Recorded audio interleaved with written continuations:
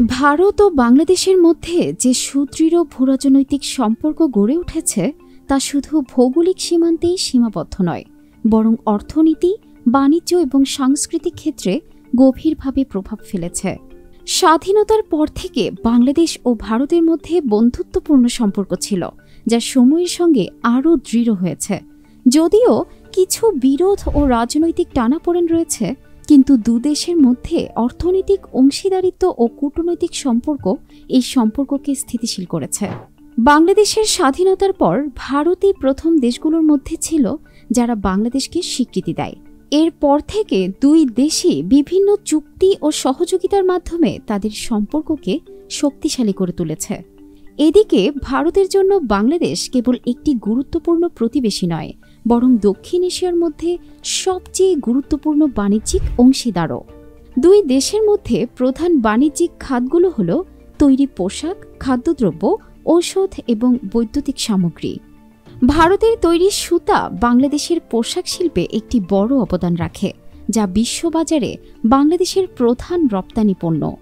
এই অংশীদারিত্ব দুই দেশের অর্থনীতির ওপর গভীর প্রভাব ফেলে। তবে কিছু ভূরাজনৈতিক বিরোধ, যেমন সীমান্ত সমস্যা, নদী জল বণ্টন এবং অভ্যন্তরীণ রাজনৈতিক অস্থিরতা তাদের মধ্যে মাঝে মাঝে উত্তেজনার সৃষ্টি করে। সম্প্রতি বাংলাদেশের রাজনৈতিক পট পরিবর্তন এবং অভ্যন্তরীণ অস্থিরতা উভয় দেশের বাণিজ্যিক সম্পর্কের উপর প্রভাব ফেলতে পারে। রাজনৈতিক বিশৃঙ্খলার ফলে সামাজিক ও অর্থনৈতিক কর্মকাণ্ড ব্যাহত হয়, যা বাণিজ্যের ওপর সরাসরি প্রভাব ফেলতে পারে। ভারতের ব্যবসায়ীরা এই পরিস্থিতিতে উদ্বিগ্ন, কারণ তাদের অনেক পণ্য বাংলাদেশের বাজারে গুরুত্বপূর্ণ স্থান দখল করে আছে। ভারত বাংলাদেশের এই সম্পর্ক শুধুমাত্র অর্থনৈতিক নয়, বরং নিরাপত্তা, কৌশলগত এবং সাংস্কৃতিক দিকেও বিস্তৃত। তাই এই সম্পর্কের যে কোনো পরিবর্তন আঞ্চলিক স্থিতিশীলতার উপর প্রভাব ফেলতে পারে।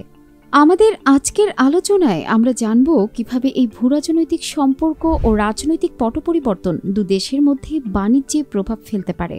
বাংলাদেশের সম্প্রতি যে রাজনৈতিক পট পরিবর্তন ঘটে গেল, ভারতের ওপর তার যেমন রাজনৈতিক প্রভাব আছে, তেমনি অর্থনৈতিক প্রভাবও আছে।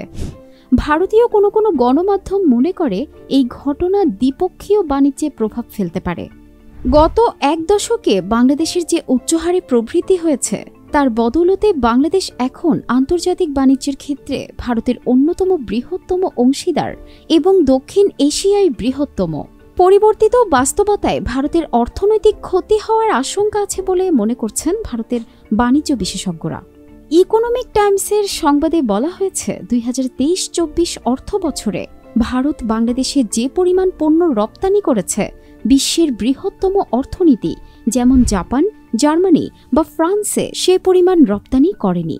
কিন্তু ক্ষমতার পট পরিবর্তনের পর বাংলাদেশে যে সামাজিক রাজনৈতিক বিশৃঙ্খলা চলছে, তার প্রভাবে অর্থনৈতিক কার্যক্রম ব্যাহত হচ্ছে। ধারণা করা হচ্ছে এই পরিস্থিতির কারণে বাংলাদেশ ভারতের দ্বিপক্ষীয় বাণিজ্যের নেতিবাচক প্রভাব পড়বে। প্রতিবেদনে বলা হয়, সাবেক প্রধানমন্ত্রী শেখ হাসিনার অন্যতম বড় অর্জন ছিল গত এক দশকের বেশি সময় ধরে উচ্চ প্রবৃদ্ধি অর্জন করা। 2009 থেকে 2024 সাল পর্যন্ত বাংলাদেশের অর্থনৈতিক প্রবৃদ্ধি হয়েছে গড়ে 6.3%, যা বিশ্বে অন্যতম সর্বোচ্চ। এ সময় বাংলাদেশের মোট দেশজ উৎপাদন বা জিডিপি 3 গুণেরও বেশি হয়েছে। 2009 সালে বাংলাদেশের মানুষের মাথাপিছু জিডিপি ছিল $841, 2024 সালে যা $2650 উন্নীত হয়েছে। এই অর্থনৈতিক প্রবৃদ্ধির হাত ধরে বাংলাদেশ 2015 সালে নিম্ন আয়ের কাতার থেকে বেরিয়ে নিম্ন মধ্যম আয়ের দেশে উন্নীত হয়। এ সময় দারিদ্র্য কমেছে, বিভিন্ন সামাজিক সূচকে উন্নতি হয়েছে। বাংলাদেশের এই অর্থনৈতিক সমৃদ্ধির সঙ্গে আন্তর্জাতিক বাণিজ্য বেড়েছে। রপ্তানি প্রবৃদ্ধির কারণে বাংলাদেশের আমদানিও বেড়েছে। ভারতের সঙ্গে বাংলাদেশের দ্বিপক্ষীয় বাণিজ্য অনেকটাই বেড়েছে, যার মধ্যে অন্যতম হচ্ছে তৈরি পোশাক শিল্পের সুতা। ভারত বাংলাদেশের দ্বিপক্ষীয় বাণিজ্য যে হারে বেড়েছে, বিশ্বের অন্যান্য দেশের সঙ্গে ভারতের বাণিজ্য সেই হারে বাড়েনি। 2009 সালের তুলনায় 2013 সালে এসে ভারতের বৈশ্বিক পণ্য বাণিজ্য 2.5 গুণ বেড়েছে। কিন্তু একই সময়ে বাংলাদেশের সঙ্গে তার দ্বিপক্ষীয় পণ্য বাণিজ্য বেড়েছে 5.5 গুণ। 2009 সালে বাংলাদেশে ভারতের দ্বিপক্ষীয় পণ্য বাণিজ্যের পরিমাণ ছিল $240 কোটি। 2023 সালে যা $1,310 কোটি উন্নীত হয়। এই সময়ে বিশ্বের অন্যান্য দেশে ভারতের রপ্তানি যে হারে বেড়েছে, বাংলাদেশে তার চেয়ে বেশি হারে বেড়েছে। 2009 সালে ভারতের পণ্য বাণিজ্যের 1.2% গন্তব্য ছিল বাংলাদেশ। 2023 সালে যা 2.6% উন্নীত হয়েছে।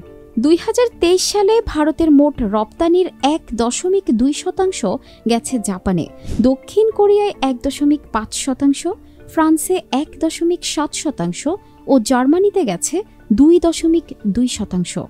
বাংলাদেশে ভারতের রপ্তানি 2021 সালের রেকর্ড $1,400 কোটি উন্নীত হয়, যদিও এর পরের 2 বছরে সেটা কমেছে।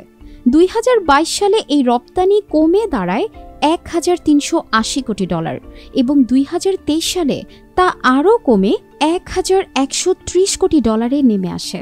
ইকোনমিক টাইমসের প্রতিবেদনে বলা হয়েছে, বাংলাদেশে ভারতের রপ্তানি কমে যাওয়ার কারণ অবশ্য চাহিদা কমে যাওয়া। 2021 সালের পর উচ্চ মূল্যস্ফীতি ও রাশিয়া ইউক্রেন যুদ্ধের কারণে আমদানি সীমিত করার সিদ্ধান্তের ফলে বাংলাদেশে ভারতের রপ্তানি কমেছে। ভারত থেকে বাংলাদেশের আমদানি কমলে সুতা সবচেয়ে বেশি মার খাবে। ভারতের বৈশ্বিক সুতা রপ্তানির 35% বাংলাদেশে যায়। এতে ভারতের চাষিরা ক্ষতিগ্রস্ত হবেন বলে সংবাদে আশঙ্কা প্রকাশ করা হয়েছে। তবে এতে ভারতের অভ্যন্তরীণ বাজারে সুতার দাম কমতে পারে। তাতে ভারতের তৈরি পোশাক খাতের প্রতিযোগিতা সক্ষমতা বাড়তে পারে।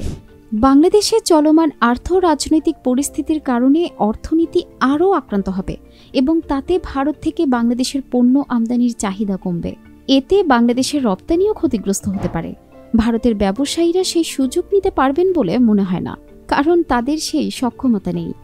তো বন্ধুরা, কেমন লাগলো আজকের এই আলোচনা? ভিডিওটা যদি ভালো লেগে থাকে তাহলে অবশ্যই লাইক, কমেন্ট ও শেয়ার করবেন। আবার দেখা হবে নতুন কোনো আলোচনায়, নতুন কোনো গল্পে।